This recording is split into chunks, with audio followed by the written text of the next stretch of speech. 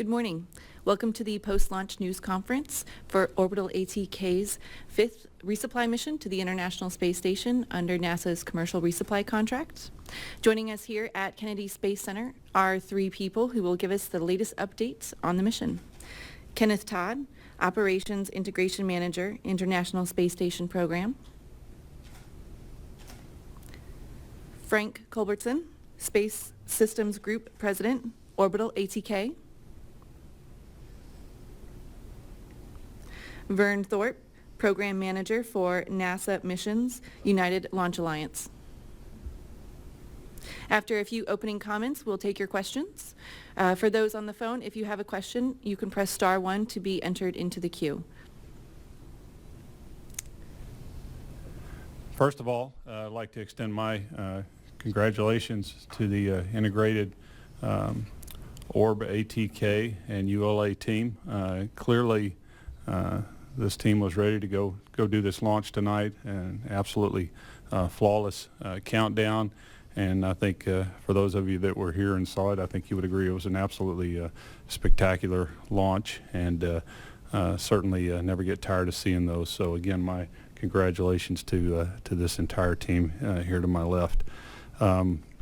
Back in Houston this week, we're having a meeting of all of the program managers within the International Space Station program, and in fact, a couple of minutes before the launch, I spoke with Kirk Shireman, and he wanted to pass on to me that all of the program managers expressed their excitement over this launch tonight and the ability to not just get NASA hardware, but get some of our international partner hardware to orbit.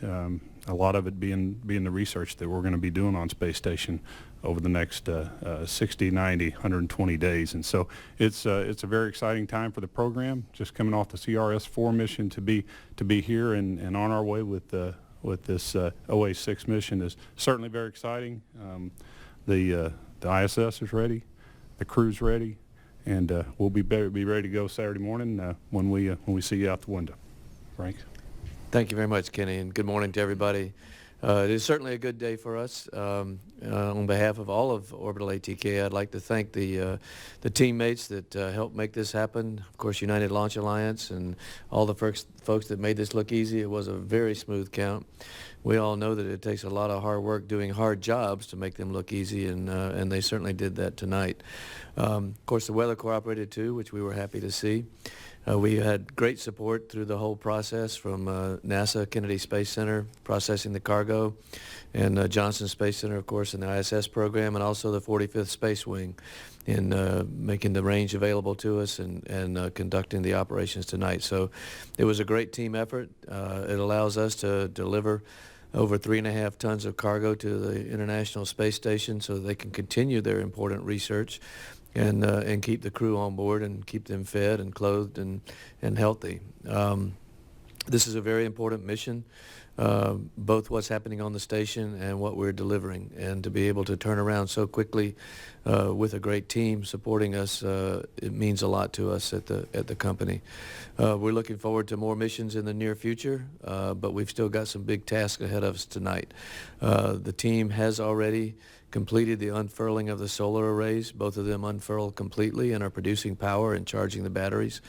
We are now managing the trajectory of the Cygnus, the SS Rick Husband spacecraft, so that we can rendezvous with the space station early Saturday morning, East Coast time.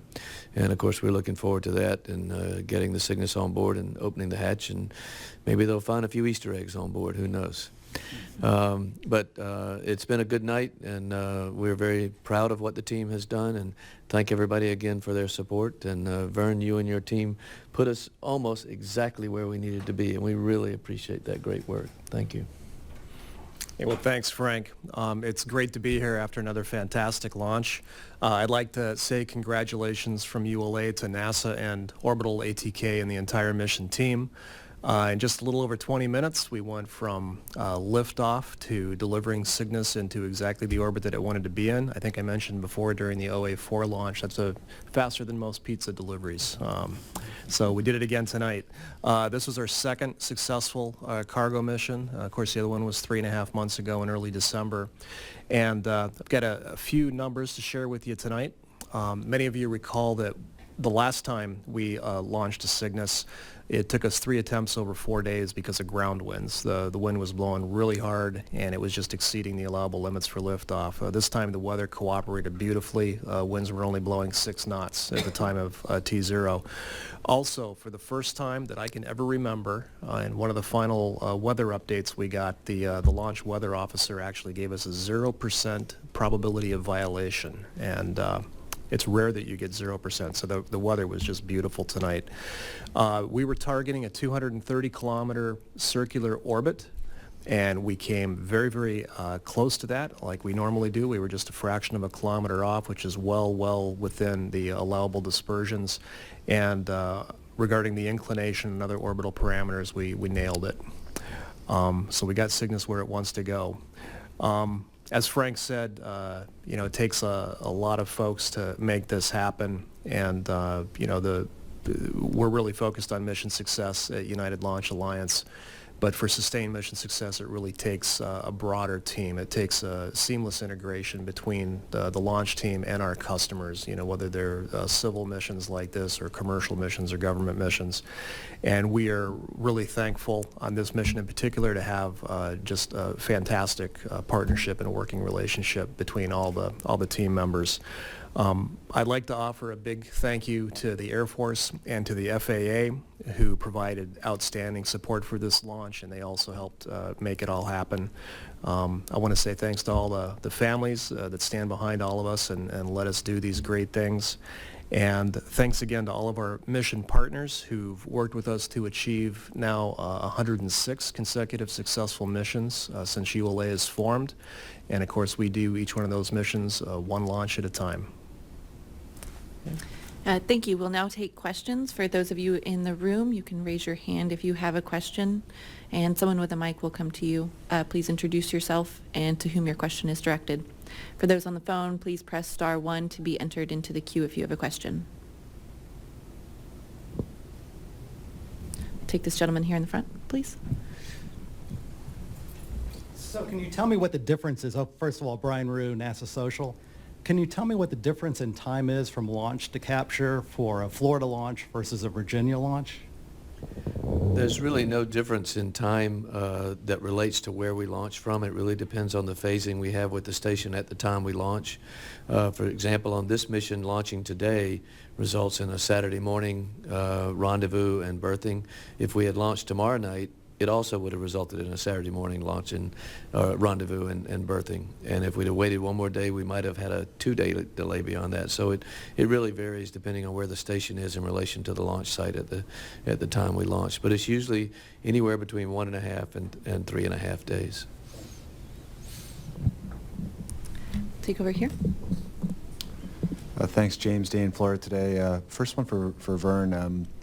You nailed the orbit there. I saw a few questions about the duration of the Centaur burn.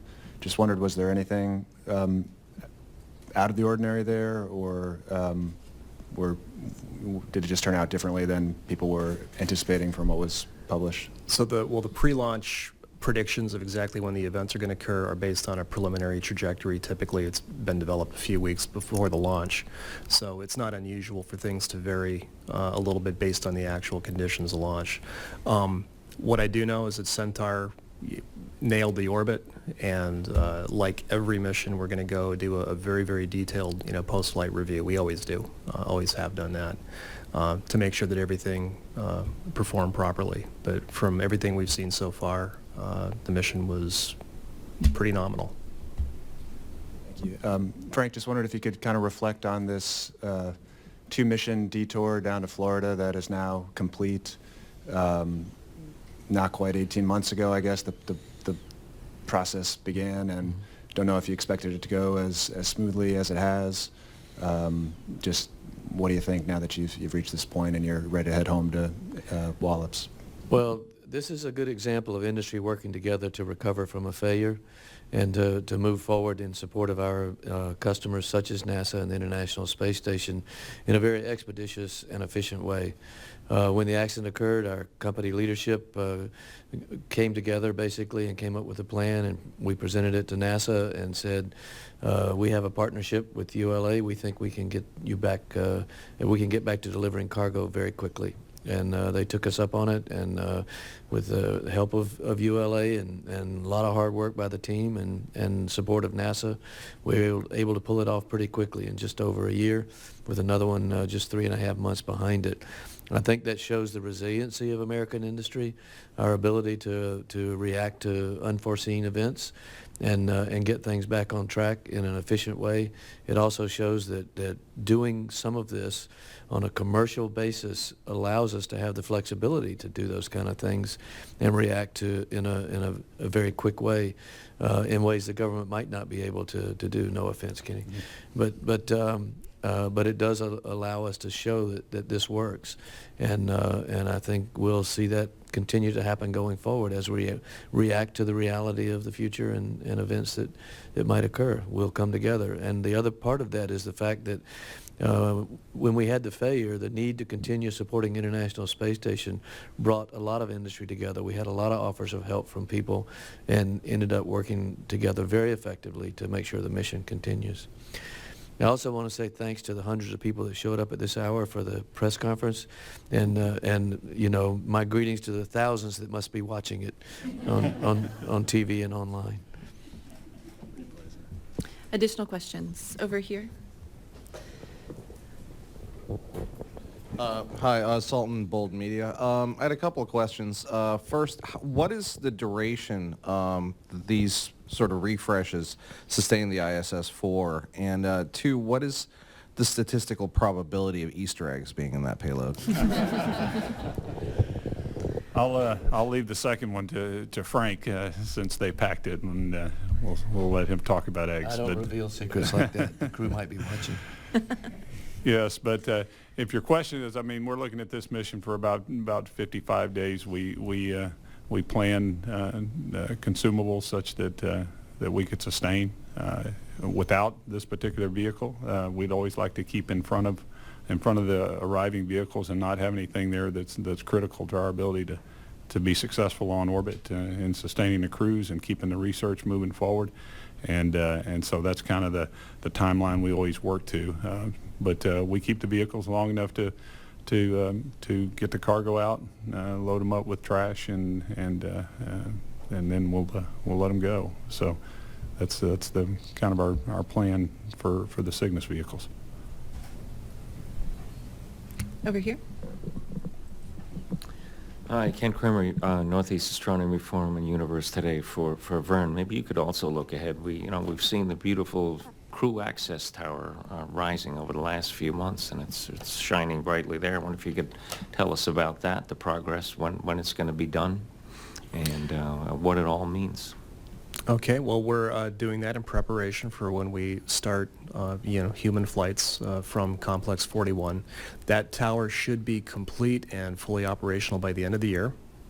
And the biggest thing left to do is to put the white room and the swing arm on top. And as we prepare for that, we're running all the cabling and plumbing and things like that inside the tower right now. But I think, I want to say the November time frame, fourth quarter this year, we'll wrap everything up and test it, and it should be operational by the end of the year. So well ahead of when we need to use it for the first time. And how are you looking forward to that, to get our crews coming to the station? Well, we always, from a station perspective, we always want redundancy. I mean, Frank just talked to you about, the beauty of getting cargo to orbit and bringing together all these different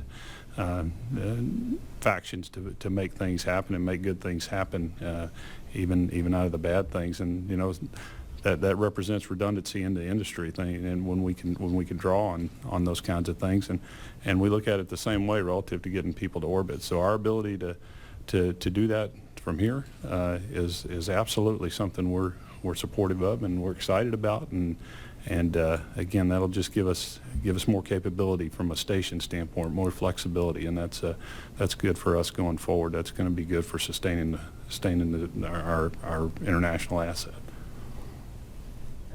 Additional questions?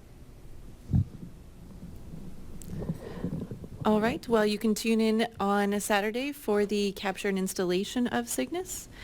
And that concludes our post-launch news conference for this morning.